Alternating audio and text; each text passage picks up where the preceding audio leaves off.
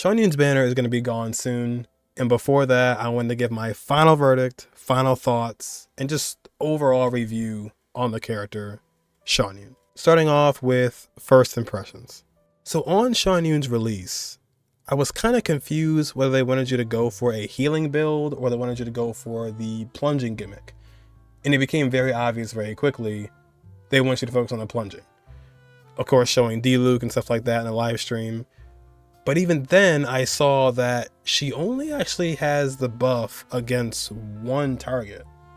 And I found that to be kind of like an instant downfall. I was like, ooh, I didn't like the sound of that, because you think about plunging as like an AoE sort of thing. Like you plunge and you hit at least 2 or 3 people, right? You're plunging.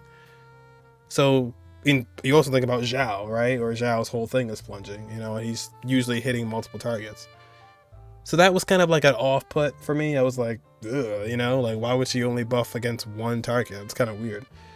So that's why I was a little confused on like, what direction are we going here? Then in the beta, supposedly Xianyun had the ability to group. So going into Xianyun's release, it was like, ooh, we get the group. And then it was like, oh, they changed it.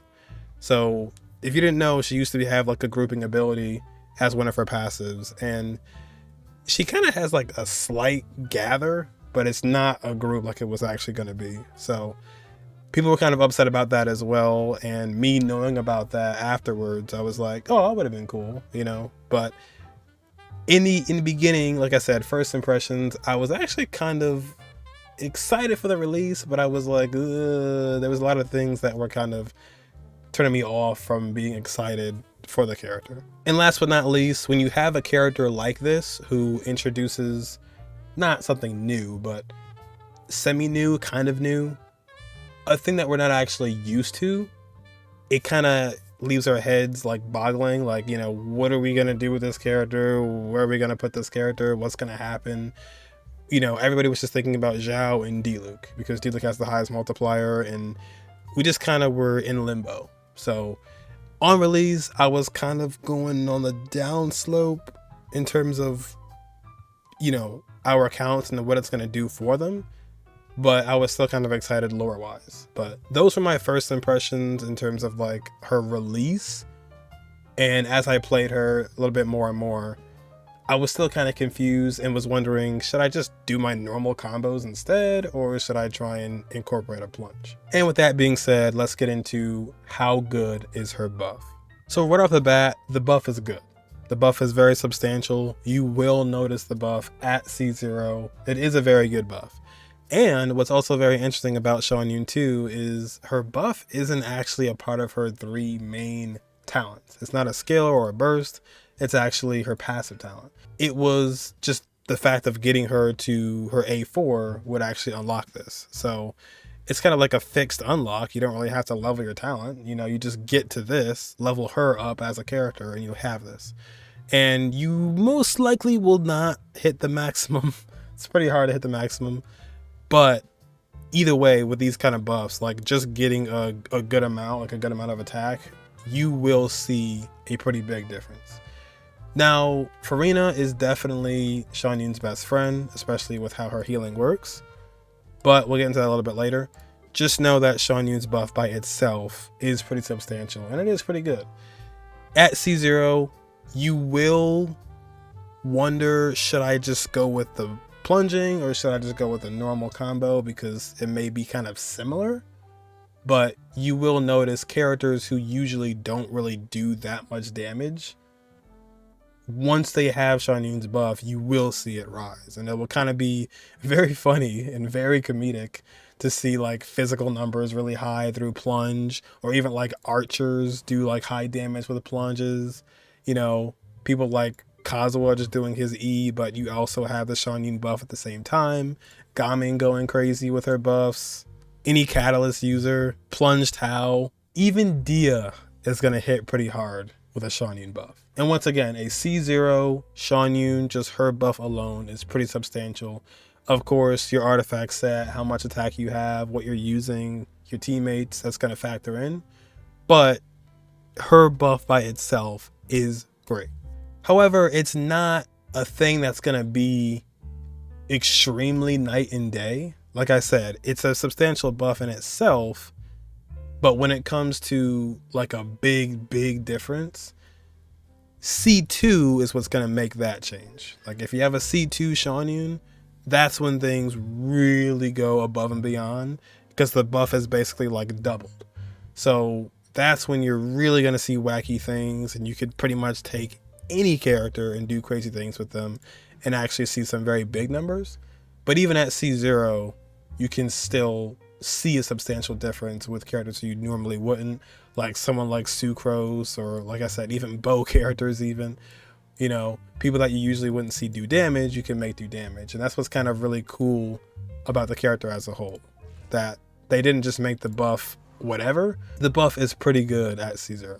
Is Xianyun bad without Furina? Now, the reason you keep hearing this question over and over and over again, the thing is, it's not about is Xianyun a functional character with or without Furina?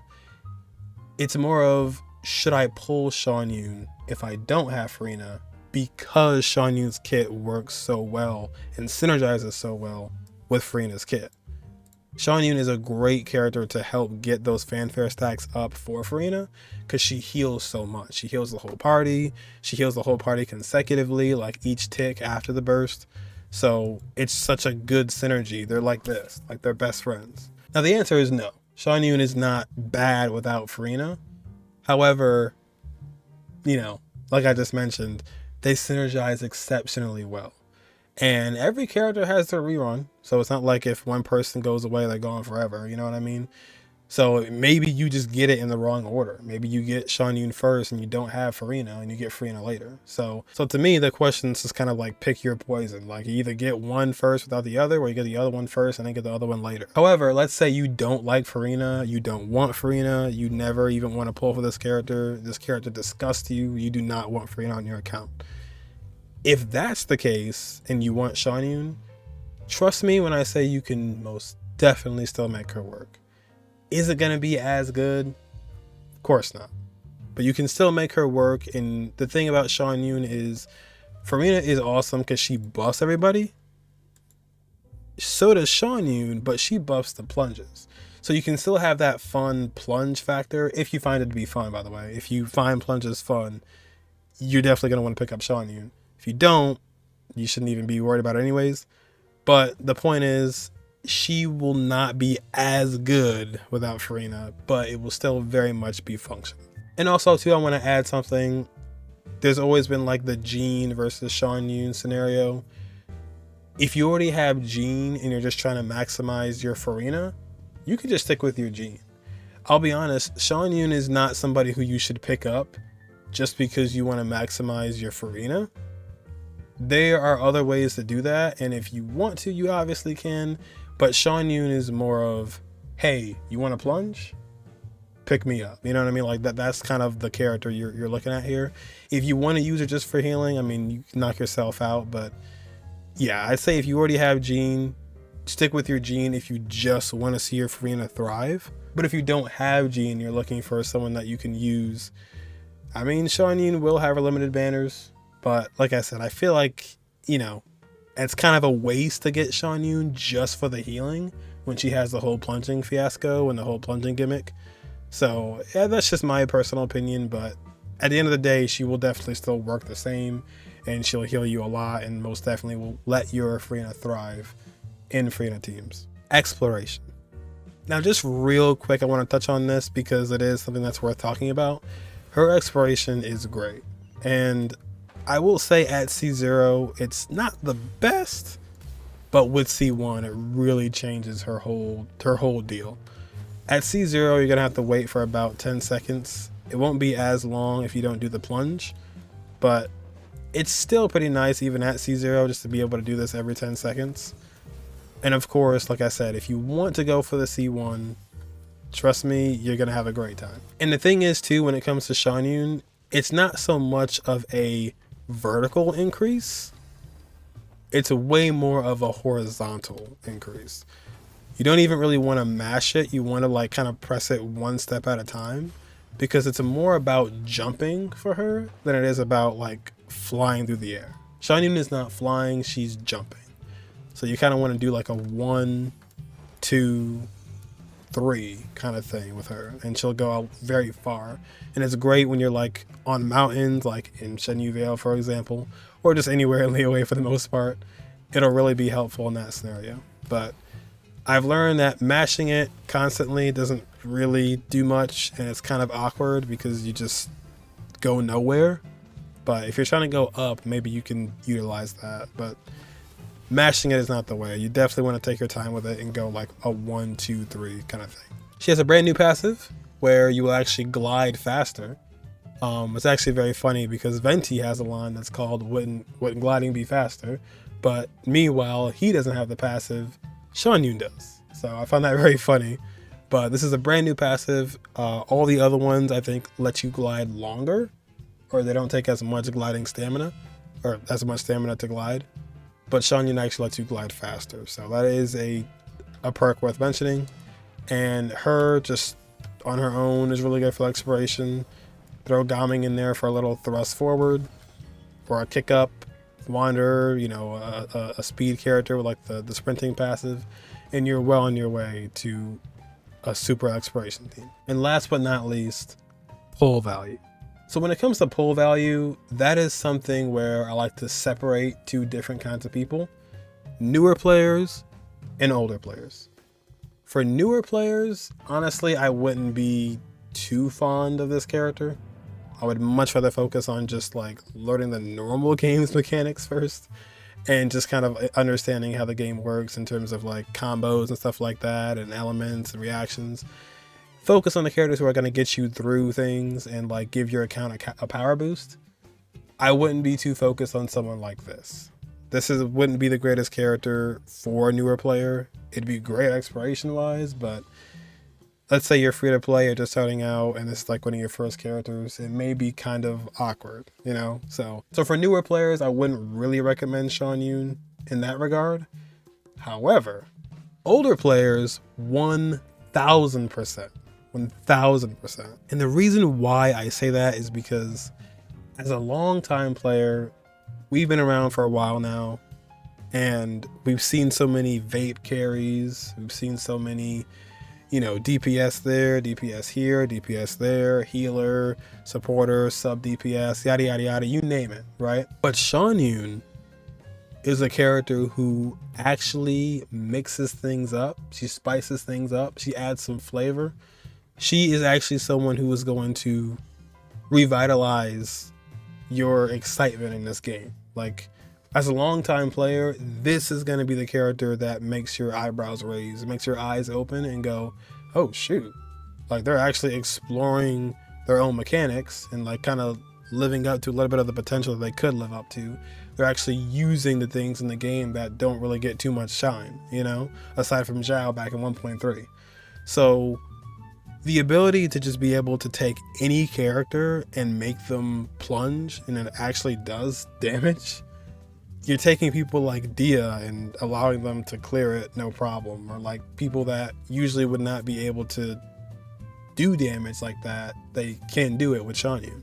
And even people who do damage already, you're changing their whole demeanor. I mean, like, you take somebody like Navia, for example, where her main focus is going to be like getting the crystallize and then shooting the shotgun, but you do your normal attacks, which is like 35% of your damage. Imagine taking those normal attacks and making them plunges. So now you're doing like 100k geo plunges in between your shots, and it really just kind of brings everything together, even in a geo team. You know, you have somebody who's Animo, where you typically would run Vivi on them for characters like Gaming or Hu Tao, or, you know, you name it, right? And you can pretty much do it with whoever, you know? I can literally have Wander, who's a normal attack character, I could change him into the next Zhao, you know? And speaking of him, obviously him himself is going to be buffed a lot by Xianyun, because that's what he already does, is plunge. So as a long time player, I'd say pull value is like through the roof, because you're just going to have fun. There's a lot of fun factor. There's a lot of playing the game differently than you usually would. It's not just another normal attack character. It's not another charge attack character. It's not another, you know, like catalyst or healer. It's like somebody who's really gonna switch things up. And if you don't like plunging, then absolutely not. I think that's pretty obvious. But yeah, I would say if you want to have fun, if you want to bring back the old times you used to have where like things felt new to you in Genshin, things felt fresh, this is definitely the character to do it. And I'm very happy about Xianyun. And overall, I think she's a great character because she really revitalizes things and just kind of brings a new, not necessarily new, but just a different play style than what we're ever used to, you know? We've been getting very similar things for a while, and this is like the big change that can actually help in terms of your enjoyment of the game. So at the end of the day, definitely recommend Xianyun, and I think her pull value is through the roof for older players. For newer players, not so much, but for us old heads, people who've been playing for a bit, it's definitely somebody I recommend to you. And personally, I didn't think I was going to like the character that much. Ended up going for her own weapon because it's a really good one. It actually increases your plunging damage more, and it gives her ER, which is actually a useful support catalyst. Ended up going for C2 as well because the exploration for the first one, and then I was like, I'm one away from this one, so might as well. And this just makes her a beast. So at C0, like I said, you may be on the fence about doing your normal combos instead of the plunging, but at C2, yeah, it's awesome. I think Xianyun's a great character, even at C0, by the way. But with C2, obviously, just makes her insane. So that'll be all for me. My final verdict is that Xianyun is great. I think she's like a 9 out of 10 because she just brings so much to the game. And hopefully we can see characters like this who utilize more of the things that don't get too much shine in Genshin. So that'll be all for me. Hope you guys enjoyed. And let me know what you guys think about Xianyun yourself in the comments. And we'll catch you guys in the next one.